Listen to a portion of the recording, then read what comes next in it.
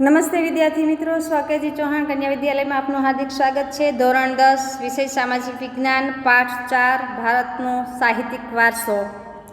એની અંદર અત્યાર સુધી આપણે વિવિધ ગ્રંથો વિશેની માહિતી છે એ પ્રાપ્ત કરી હતી. આજે આપણે મધ્યકાલીન સાહિત્ય વિશેની વાત કરવાની છે કે મધ્યકાલીન સમયની અંદર કેવા કેવા સાહિત્યો છે, એની રચના થઈ છે, કઈ ભાષાઓની અંદર, બરાબર, એ વિશેની માહિતી આપણે પ્રાપ્ત કરવાની છે. ઉત્તર ભારતની વાત કરીએ તો ઉત્તર ભારતમાં મધ્યયુગની શરૂઆતમાં સંસ્કૃત સાહિત્યની ભાષા હતી.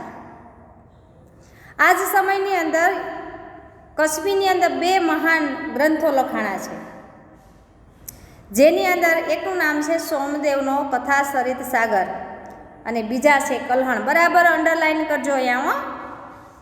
સોમવેદનો કથા સરિત સાગર અને કલ્હણ છે એનો રાજતરંગિણી.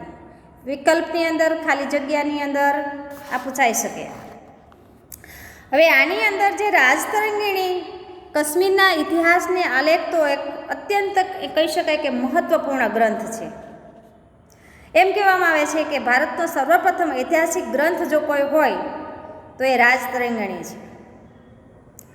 આ સમયે અપભ્રંશ થયેલી ભાષામાંથી આધુનિક ભારતીય ભાષાનો વિકાસ શરૂ થયો છે. મધ્યકાલીન સમયની અંદર અપભ્રંશ થયેલી જુદી જુદી ભાષા છે એનો સંગ્રહ થયો, એમાંથી આધુનિક ભારતીય ભાષાનો વિકાસ શરૂ થયો. એમાં કવિ ચંદબરદરાય છે, એને પૃથ્વીરાજ રાસો, ને અંડરલાઈન કરજો, પૃથ્વીરાજ રાસોની અંદર એણે હિન્દી સાહિત્યની શરૂઆત કરી, ગ્રંથ લખ્યો પૃથ્વીરાજ રાસો. હવે આ જે પૃથ્વીરાજ રાસો નામનો ગ્રંથ સાહિત્ય છે એની અંદર પૃથ્વીરાજ ચૌહાણ છે એના વીરતાપૂર્ણ કાર્યનું વર્ણન કરવામાં આવેલું છે. આ ગ્રંથ છે એની રચનાથી હિન્દી સાહિત્ય છે જગતની અંદર વીરગાથા યુગનો શરૂઆત થઈ છે એમ કહી શકાય. આ ઉત્તર ભારતની વાત છે. પછી દક્ષિણ ભારતમાં પણ સંસ્કૃત સાહિત્ય છે એની મોટા પ્રમાણમાં રચના થઈ છે, કારણ કે આ સમયની અંદર સંસ્કૃત ભાષા છે અસ્તિત્વમાં આવેલી છે વધારે સાહિત્ય લખવામાં. દક્ષિણમાં શંકરાચાર્યનું ભાષ્ય એ મુખ્ય છે. આ સમયમાં દ્રવિડ કુળની ભાષાઓનો વિશેષ વિકાસ થયો છે. થોડા સમય માટે કન્નડ સાહિત્ય પર જૈન ધર્મની ગાઢ અસર છે જોવા મળી છે, અને એટલે જ જૈન ધર્મની ગાઢ અસરને કારણે કવિ પંપા છે એણે, જો અંડરલાઈન કરજો, આદિપુરાણ સાહિત્યની રચના કરી છે. ત્યાર પછી 16માં જૈન તીર્થકરનું જીવન આલેખતું ત્યાંય અંડરલાઈન કરજો. શાંતિપુરાણ એ કવિ પોનાએ લખ્યું છે. ઓલું પંપાએ આદિપુરાણ પંપાએ લખ્યું છે, પોનાએ શાંતિપુરાણ લખ્યા છે. અને ત્રીજો છે રન્ના, એણે લખ્યું અજીતનાથ પુરાણ. આ ત્રણેય રન્ના, પન્ના અને પોના, પંપા, ત્રણેય અલગ અલગ સાહિત્યોની રચના. આદિપુરાણ પંપાનું છે, શાંતિપુરાણ પોનાનું છે, અને રન્ના છે એણે લખ્યું છે અજીતનાથ પુરાણ. આ યુગના કવિઓમાં પંપા, પોના અને રન્ના એ ત્રણેય શરૂઆતમાં કન્નડ સાહિત્ય છે એ લખ્યું છે, અને ત્રણેયને ત્રિપુટીના નામથી ઓળખવામાં આવે છે. ત્યાર પછી કવિ કંબલ, એને તમિલ ભાષા, અને કન્નડમાં લખ્યું. કંબલે તમિલ ભાષામાં રામાયણની રચના કરી. એ ઉપરાંત તમિલ ભાષામાં અન્ય પ્રસિદ્ધ સાહિત્ય પણ છે એની રચના કરવામાં આવી છે. ભારતીય ભાષાનો વિકાસ અને સાહિત્યિક કૃતિઓની રચના એ સમયને દિલ્હી સલ્તનત કાળમાં વહેગેલી બની હતી. હિન્દી ભાષાના 2 સ્વરૂપો છે, અંડરલાઈન કરજો, વ્રજ અને ખડી બોલી. આ 2 સાહિત્યિક રચનામાં વિનિયોગ થવા લાગ્યો, વ્રજ અને ખડી બોલીનો, હિન્દી ભાષાનો.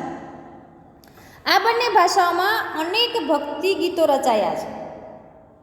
એ ભક્તિ ગીતોમાં હિન્દી અને ગુજરાતી બંને ભાષા સાથે મળતી આવતી એક ત્રીજી જે ભાષા, નહીં હિન્દી નહીં ગુજરાતી, એ છે રાજસ્થાની ભાષા.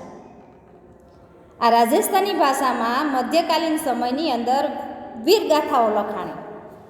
એ વીરગાથા તમે ઘણા પિક્ચરો જોયા છે, આલ્હા અને ઉદલ અને બિસલદેવ. આ સમયની વિખ્યાત વીરગાથાઓ આની છે. તમે ઘણી વખત વાર્તાની બુકોની અંદર પણ આલ્હા ઉદલ અને બિસલદેવની વાર્તાઓ સાંભળતા હશો. આ ઉપરાંત અન્ય આધુનિક ભારતીય ભાષાઓની અંદર પણ સાહિત્ય રચવાનું શરૂ થયું હતું. મુલ્લા દાઉદનો ગ્રંથ અંડરલાઇન કરજો ત્યાં પણ, ચંદ્રાયન.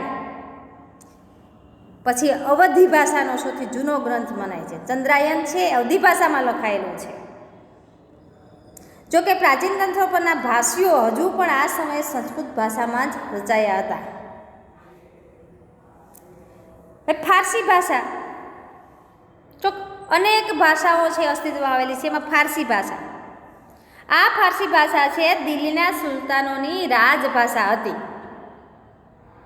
એના સાહિત્યની અસરરૂપે અનેક ફારસી શબ્દોનો સમાવેશ આપણી ભારતની ભાષાની અંદર આપણે જોઈ શકીએ છીએ. આ યુગમાં એટલે કે મધ્યકાલીન યુગની અંદર અનેક ઇતિહાસકારો થયા. એમાં એક છે જિયાઉદ્દીન બર્ની. અંડરલાઇન કરજો, જિયાઉદ્દીન બર્નીએ તારીખે ફિરોઝ શાહીની રચના કરી, ત્યાંય અંડરલાઇન કરજો. જેની અંદર બે પાત્ર છે, ખલજી અને તુગલક. આ ખલજી અને તુગલક વંશના રાજ્યોનું વિસ્તૃત વિવરણ એની અંદર કરવામાં આવેલું છે. એણે રાજકીય સિદ્ધાંતો પર ફતવાએ જહાંદારી, ત્યાંય અંડરલાઇન કરજો, કારણ કે આ પાઠ છે ખૂબ જ મહત્ત્વનો છે. ફતવાએ જહાંદારી નામનો ગ્રંથ પણ લખ્યો છે. ત્યાર પછી આગળના પાઠમાં આપણે જોયું અમીર ખુસરો. બીજા પાઠમાં આપણે જોયું અમીર ખુસરો શું હતો. આ સમયનો સૌથી મહાન સાહિત્યકાર અને સંગીતકાર ગણાય છે. એક કવિ પણ હતો, એક લેખક પણ હતો.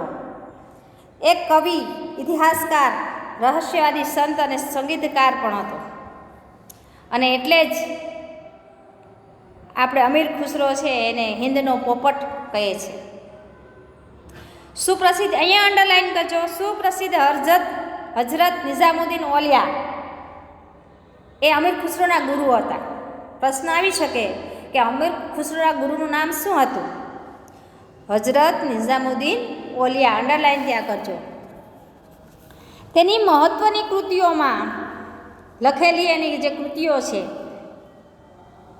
અમીર ખુસરોની, આશિકા, નૂર, સિપિહર અને કિરાતુલ સદાયન, આનો સમાવેશ છે એની કૃતિઓની અંદર આપણે કરીએ છીએ. એનાથી પણ વધારે અનેક કાવ્ય ગ્રંથોની રચના કરી છે એણે તો ત્યાં સુધી કે એણે ભારતીય હોવાનો ગર્વ લીધો છે. તે ભારતને પૃથ્વી પરનું સ્વર્ગ ગણાવતો હતો અમીર ખુસરો. એણે લખેલા પુસ્તકો છે એની અંદર ભારતનું વાતાવરણ, એની સુંદરતા, એની ઇમારતો અને એના જ્ઞાન વિજ્ઞાનના પુષ્કળ વખાણ કર્યા છે કે ભારતની વાતાવરણ કેવું છે, ભારતની સુંદરતા કેવી છે, એની ઇમારતો કેવી છે, એની જ્ઞાન વિજ્ઞાન કેવું છે, વિશ્વની અંદર પ્રખ્યાત છે. એ દ્રઢપણે માનતા હતા કે હિન્દુ ધર્મનું સારત્વ અનેક રીતે ઇસ્લામ સાથે મળતું આવે છે. તે દિલ્હીની આજુબાજુ બોલવામાં આવતી ભાષાને હિન્દવી કહેતો હતો અને એ હિન્દવી ભાષાને પોતાની માતૃભાષાએ ગણાવતો હતો. કોણ? અમીર ખુસરો. આ હિન્દવી ભાષાની અંદર અમીર ખુસરોએ અનેક કવિતાઓ રચી છે. પછી એણે દ્વિભાષી, જેને કહેવામાં આવે, હિન્દી અને ફારસી બે ભાષાને ભેગી કરી અને દ્વિભાષી ચોપાઈઓની રચના કરી, દુહાઓ બનાવ્યા. તેણે શરૂ કરેલા સ્વસ્થ પરંપરા તેમના પછી સદીઓ સુધી ચાલુ રહી છે, એમ આપણે કહીએ છીએ. અસ્તુ.